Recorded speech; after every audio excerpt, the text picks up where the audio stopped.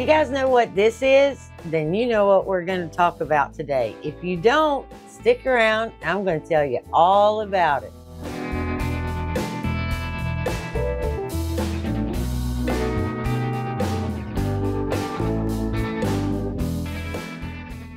These are called Roselle. Their botanical name is Hibiscus sabdurifa. But around here, we just call them Florida cranberries, or you might know them as Jamaican sorrel. They are wonderful. They flower like okra, and then when the flower dies back, it creates this calyx around the outside, and then it swells and it grows, and it honestly tastes just like a cranberry. And they are so, so good for you.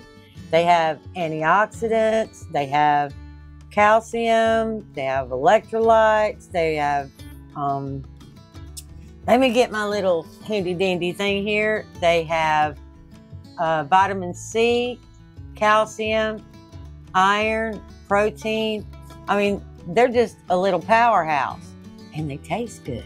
That's the great part, and they're so, so easy to grow. I found these, I think about 5 years ago. I love to read, and any kind of, gardening book or old cookbook, or, I just love that stuff. Anything on sustainability, I will pretty much read it if I see it.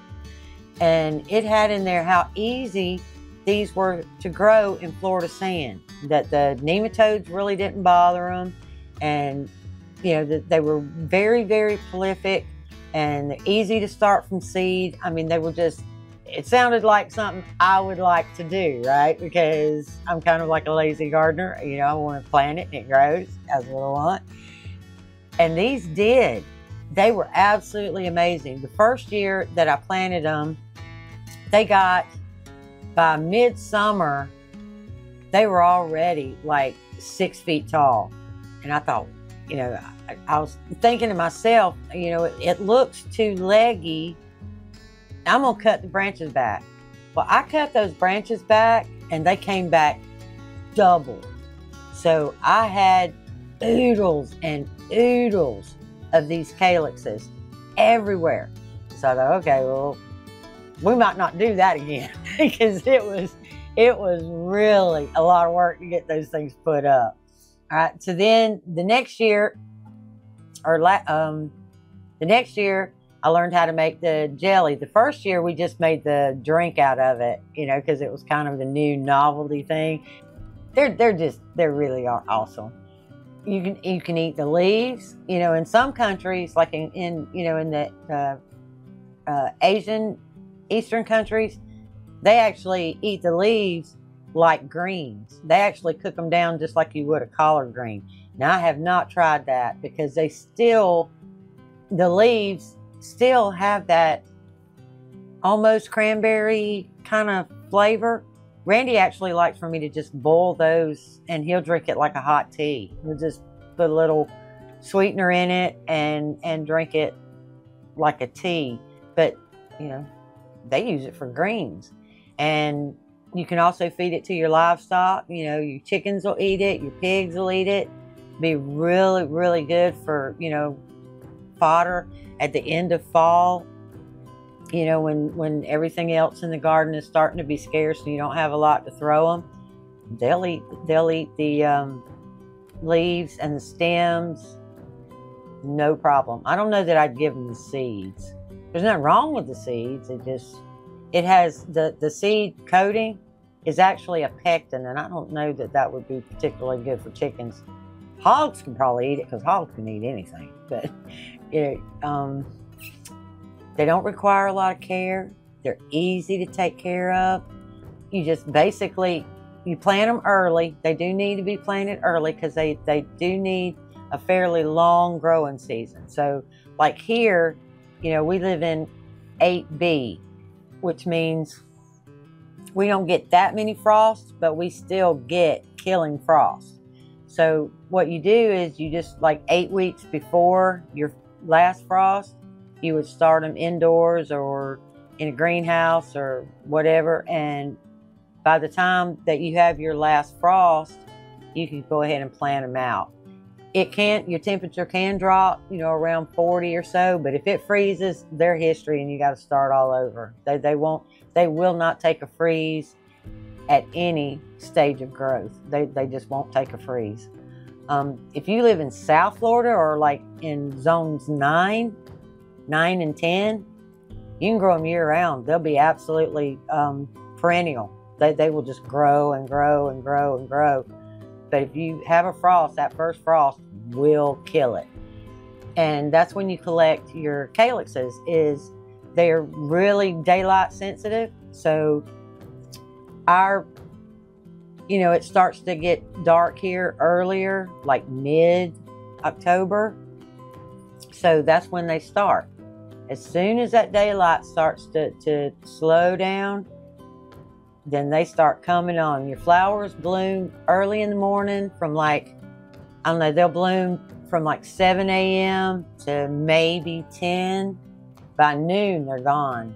They close up, they're gone. And then they leave these little jewels for you.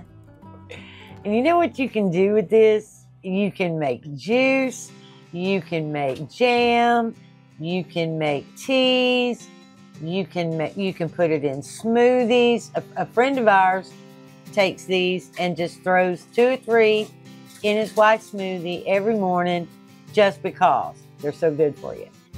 Hey, yesterday I went out and started, well, I've been doing it for several days, but yesterday I went out and went to harvesting, and Hurricane Helene didn't do a whole lot of damage here. She didn't. I mean, you know, we can't say that we had a hurricane here, but we must have got some really heavy wind gusts at some point, because my roselles are completely laying on the ground. The hole where the stems come up from the root, all laid over and got broken and just laid out. And I mean, just cracked. They just cracked. And I thought, oh no, they were so beautiful. And I was like, I'm not gonna get anything. I'm just, you know, another year bites the dust. But I go back out there a week later, they're still putting on flowers. The calyxes are getting nice and huge and pretty. And I'm like, how in the world are you doing that? Because I mean, they are just laid out.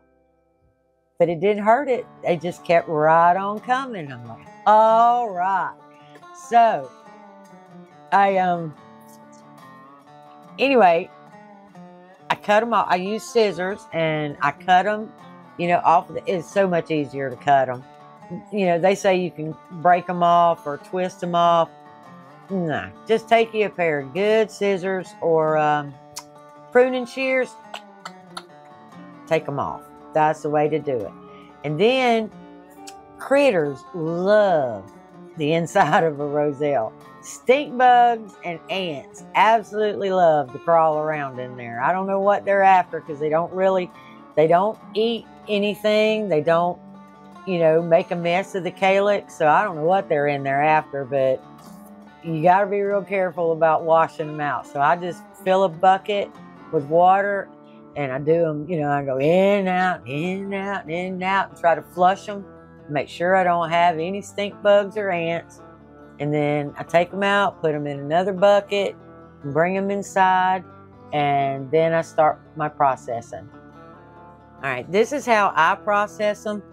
I have a handy dandy apple core, and I just take it and rub it on the bottom, and my seed head comes all the way out. I discard that, and I have a perfect calyx. Now, you can also do it like this and just pull them off. But to me, I lose too much that way. So I don't like doing it that way. I do it like that. And I generally do it sitting while I'm watching TV, if I'm going to be honest. I just sit there with my bowls and watch TV and process my roselle. See how quick and easy that is? No fuss, no muss. Easy peasy. I can do this whole bowl in probably, I don't know, maybe 15 minutes or so.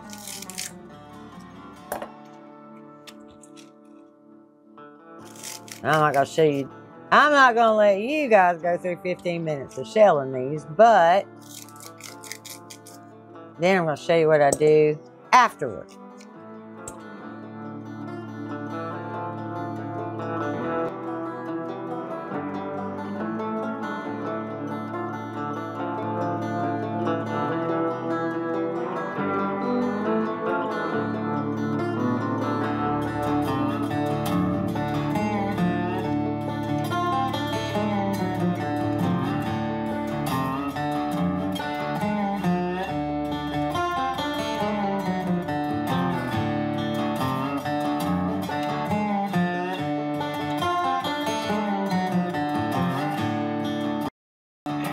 Okay, now that I've got them all processed, the first thing I'm going to do is make what I call cranberry Kool Aid. It is so good, and it is hot outside, and I'm like sweating. So that's number one. And then while that's steeping, I'm going to put a bunch of them in the dehydrator. But that's what we're going to do first. We're going to start that Kool Aid. Oh, there we go. Nice and hot. I'm going to put a whole gallon of water in there.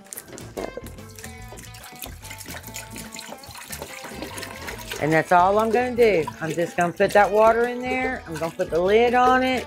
And I'm going to let it come all the way up to a good rolling boil. Just the water.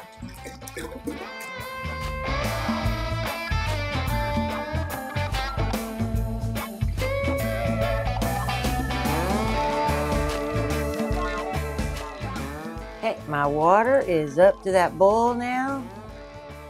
I'm just going to put 4 cups of those fresh Roselle in there.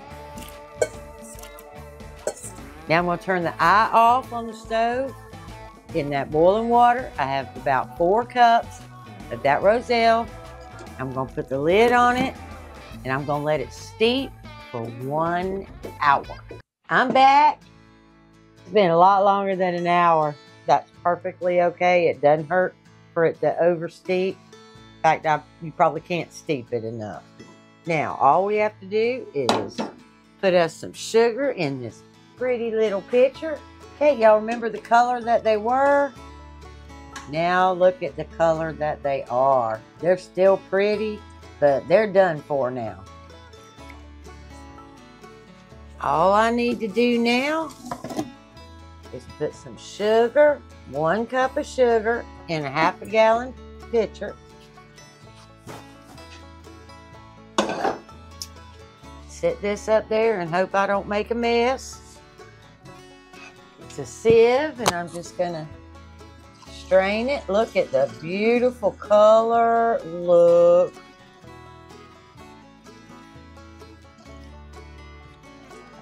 And we're gonna stop right there so I have room to stir. Set that off.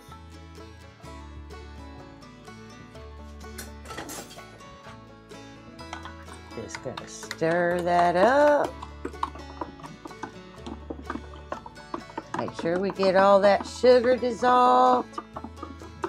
You can put anywhere between 3/4 of a cup and 1.5 cups of sugar, just depending on your preference.